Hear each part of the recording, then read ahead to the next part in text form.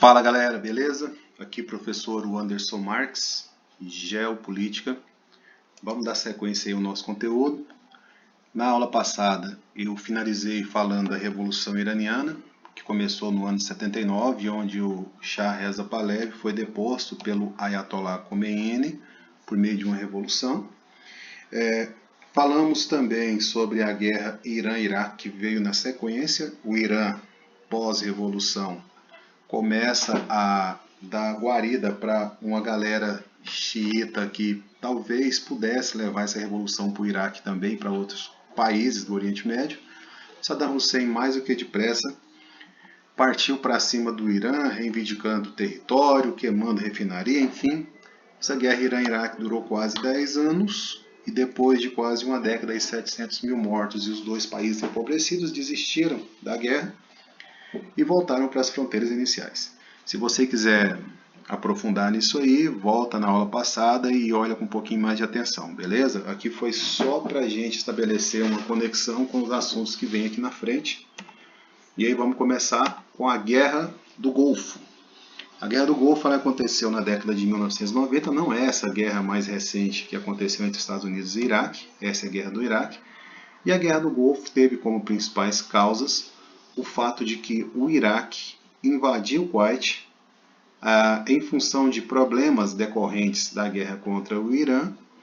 O Iraque, quando ataca o Irã e o Irã revida, o Iraque começa a perder dinheiro, perder arma, perder soldados, se enfraquecer economicamente.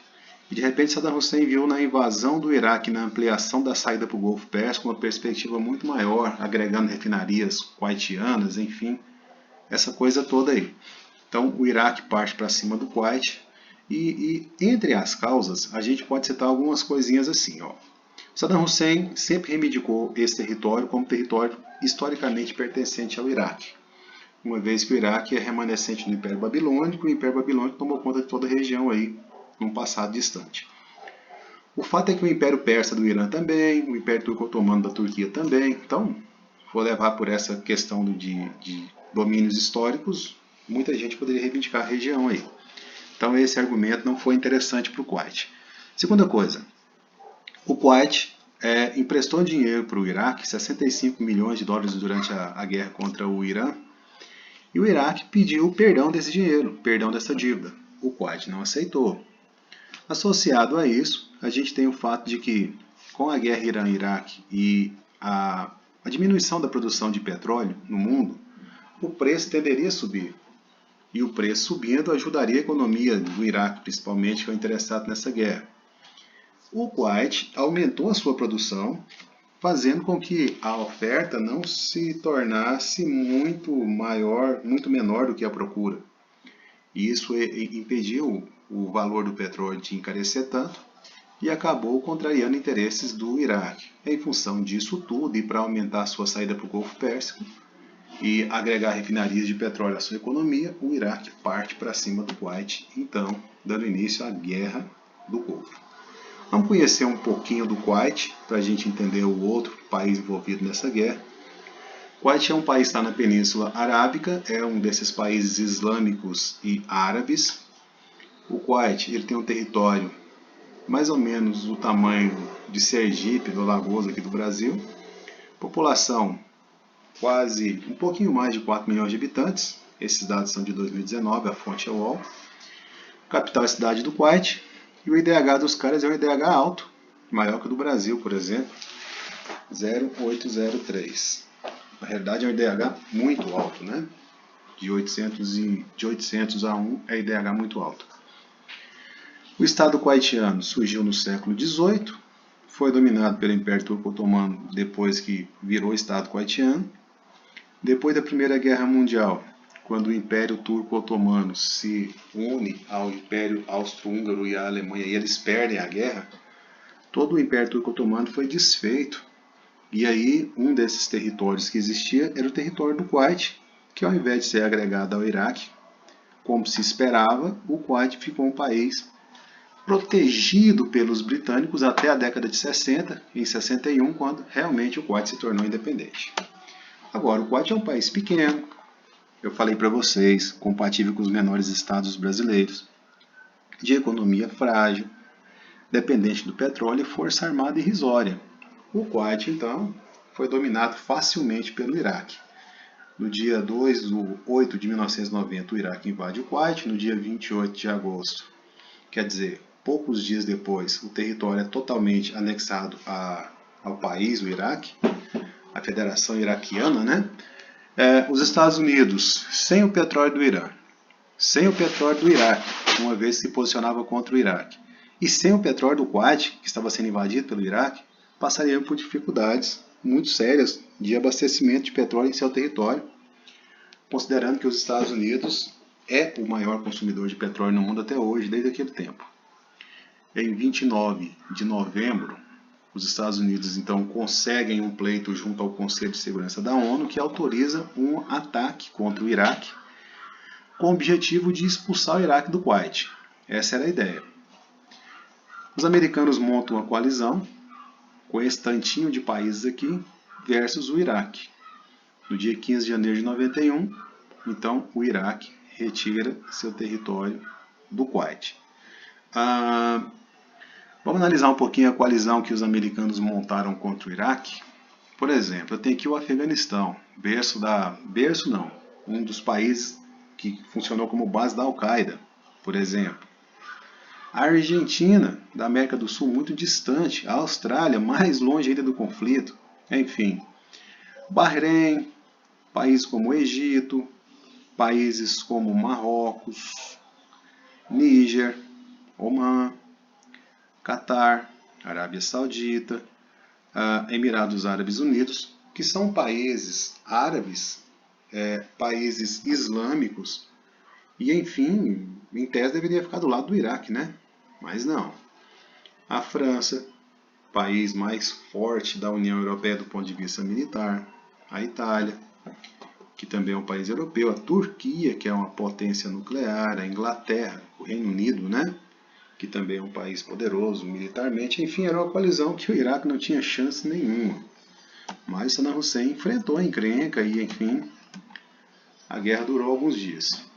Em 17 de janeiro de 91, os Estados Unidos impõem ao Iraque a Operação Tempestade no Deserto.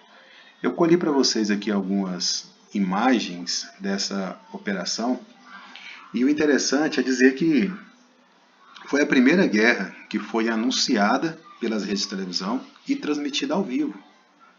Cada vez que uma sirene soava no Iraque, as TVs entravam ao vivo e mostravam imagens como essa aqui, por exemplo. Ó. O avião norte-americano sobrevoando o alvo e isso passando ao vivo. Pode ver aqui que é BBC Brasil. E aí o cara atirava e o alvo explodia. A sirene soava e eles entravam de um hotel numa zona de exclusão lá em Bagdá, um lugar onde os aliados se comprometeram a não bombardearem, e eles filmavam as bombas caindo no Iraque. Enfim, as imagens eram muito mais à noite do que de dia. Mas enfim, essa Operação Tempestade do Deserto ela foi baseada em ataques aéreos ao sistema elétrico, sistema de comunicação do Iraque, destruição de pontes para impedir a mobilidade dentro do espaço, e gerou a morte de militares e, sobretudo, de civis que estavam por próximo desses lugares que eram bombardeados.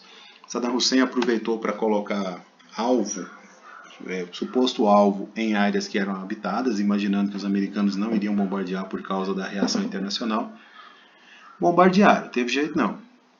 Em 24 de fevereiro, rolou a Operação Espada do Deserto. Não é espado não, é Espada do Deserto. Enfim, depois que teve a tempestade de bomba caindo de ataques aéreos, de bombas, veio a Operação por Terra, às custas de avanço com carros, tanques de guerras e soldados, ataques massivos por terra. E aí o legal é que uma grande novidade foi introduzida nessas táticas de guerra, que é o GPS. O GPS para dar posição, para dar orientação exata, coisa que para o mundo daquela época era sim uma novidade. Hoje é comum, né? Todo mundo já usa. Enfim, no dia 28/2/91, o Iraque, então, aceitou o cessar-fogo, aceitou a liberação total do Kuwait. Vamos lembrar que já há um tempo atrás, na página anterior, eu falei que o Iraque tinha sido expulso do Kuwait, mas mantinha algumas resistências focadas ali dentro. Saddam Hussein aceitou sair e aceitou as imposições que foram colocadas contra o Iraque.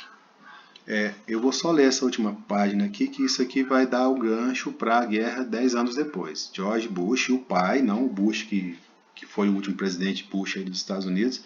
Esse era filho, esse era George W. Bush, mas o pai, ele nunca se deu por satisfeito. Por quê? Porque ele queria pegar o Saddam. Como o Saddam aceitou o cessar-fogo e aceitou as imposições que a ONU fez, ele não teve como pegar o Saddam Hussein.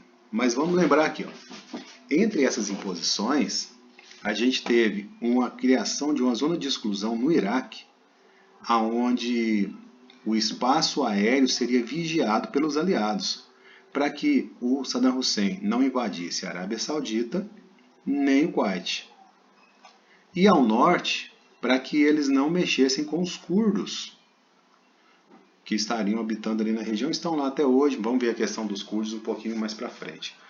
O fato é que, no total, 388 soldados americanos morreram, e do lado do Iraque, não tenho muita certeza, mas os números variam entre 1.500 a 100 mil soldados. Quer dizer, uma margem de erro aí bem pequenininha, né?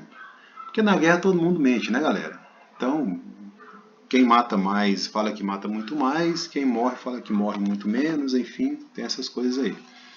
A guerra termina em 91. A estimativa é que o custo dessa guerra passou de 61 bilhões, com os Estados Unidos fornecendo 54 bilhões, quer dizer, o Iraque nem tinha muito o que gastar. Os americanos usaram muito de seu poderio militar nela. Claro, eles tinham que ganhar. E com a vitória, o Iraque, os Estados Unidos passam a controlar o petróleo aqui e o petróleo do Kuwait. Bom, controlar não. Passa a estabelecer aliados ali que facilitaram essa vazão desse petróleo na direção dos interesses americanos. Foi criada essa zona de exclusão que eu falei, ao norte de Kirkuk e ao sul de Bagdá. A ONU decretou embargo econômico ao Iraque, aqui aonde Saddam Hussein realmente tinha controle. O mundo inteiro se comprometeu a não comprar e não vender. E aí o petróleo iraquiano ele acabou ficando meio que sem ter mercado. Eu me lembro de uma reportagem na época, eu não sei se ela era muito sensacionalista ou se era realista, mas dizia que com $1 você enchia o tanque de gasolina e sobrava gasolina, dado o tamanho da oferta em relação à procura, uma vez que não tinha procura. É lógico, e a gente não é bobo, que o Saddam, por certo, vendia esse petróleo dele no mercado negro, né? Não vendia em relações controláveis, relações de importação e exportação que pudessem ser monitoradas, mas muito por certo ele vendia para quem quisesse comprar e comprar barato, e muita gente tirou proveito disso com certeza.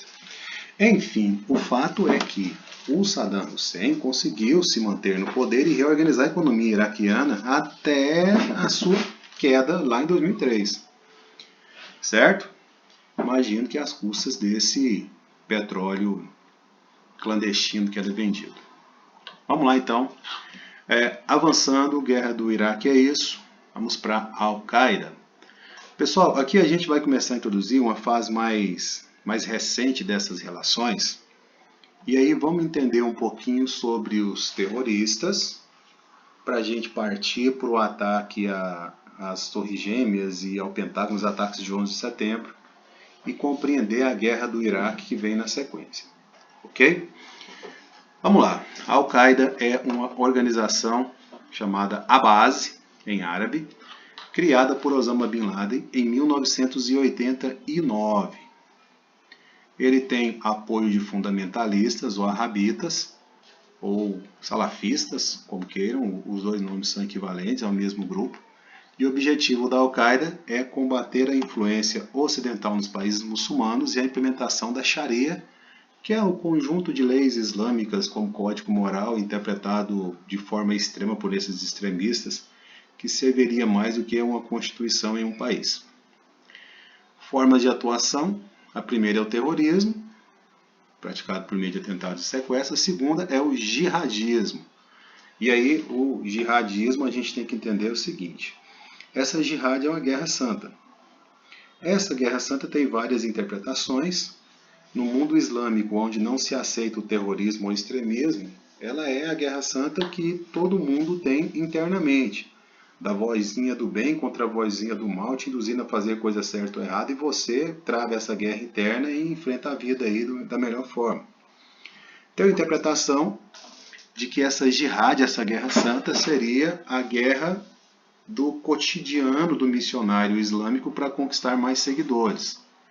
E aí não tem nada a ver com guerra mesmo, né? Tem a ver com pregação, tem a ver com missão, tem a ver com convencimento, enfim, e fortalecimento do islamismo. E tem a guerra santa, o jihadismo, guerra santa dos extremistas, que é a guerra aquela de matar o inimigo do islamismo no mundo. É essa que esses jihadistas aqui praticam. E aí eu vou encerrar essa aula com uma frase do Bin Laden, que é a seguinte: a determinação de matar os americanos e seus aliados, civis e militares, é um dever individual para todo muçulmano que possa fazê-lo em qualquer país onde isso for possível, com o objetivo de libertar de suas garras a mesquita de Al-Aqsa, aquela lá em Jerusalém que eu comentei com vocês que o Ariel Sharon caminhou nela lá provocando uma intifada, e a mesquita sagrada de Meca.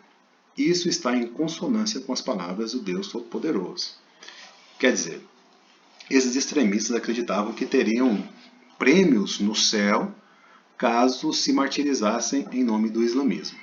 Ok? Eu vou parando por aqui para o vídeo não ficar muito comprido e vocês não ficarem dispersos.